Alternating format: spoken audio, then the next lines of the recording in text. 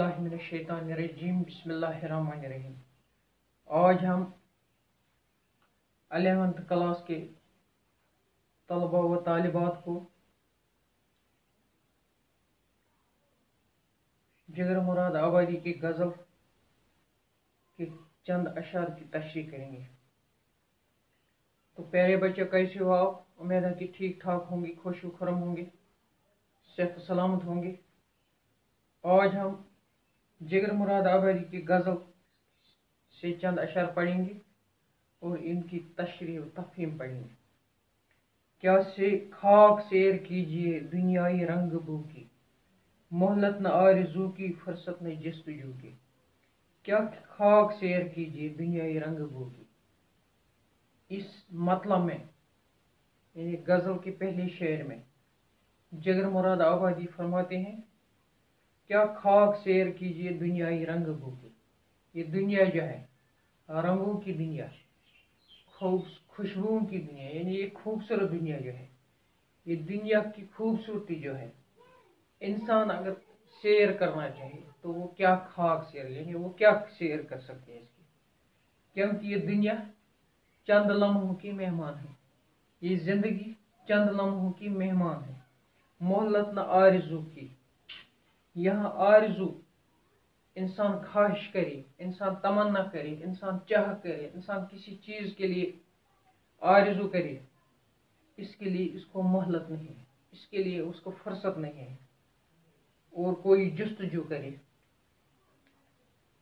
कोई किसी चीज़ की तलाश करे, उसके लिए भी फुर्सत नहीं है। ये जिंदगी निहायत अनलिमिटेड है, निहायत कम है, निहायत कलील है कि इसमें ख्वाहिशें जस्तजू करने के लिए फुर्सत, मोहलत, चाह नहीं, वक्त नहीं है।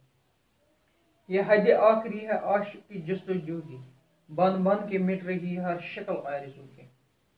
यह हद आखिरी है, यानी आखिरी हद है, ये आखिरी टाइम है, आखिरी जगह है आशिक की जस्तजू के, जहाँ आशिक जस्तजू कर सकता है, जहाँ आशिक किसी के लिए तलाश कर सकता है, जिसके लिए तगदव कर सकता है। बन बन के मिट रही है हर शक्ल आरज़ू की, कि वो जो ख्वाहिश करता है, जो आरज़ू करता है, जो तलाश करता है, जिसकी चाह करता है, जिसकी ख्वाहिश करता है,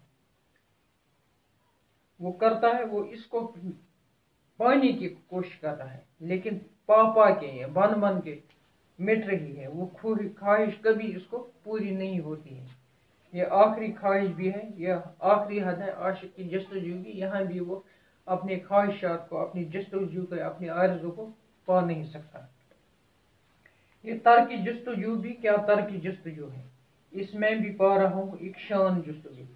तर्क जस्तजू यानी जस्तजू, तलाश, किसी चीज़ की चाह, किसी चीज़ को ढूंढने के लिए जो जस्तजू इंसान करता है, ये तर्क जस्तजू। अगर वो जस्तजू उस तर्क भी करे तो ये क्या तर्क करना है, इसमें भी पा रहा हूँ। यानी अगर तर्क भी करो तो तर्क में भी एक शान है, एक शौकत है, एक नुमाइश है, एक तरीका है, एक खूबसूरती है इसमें भी। तो ये थी 3 गज़लें, इस गज़ल की 3 अशार।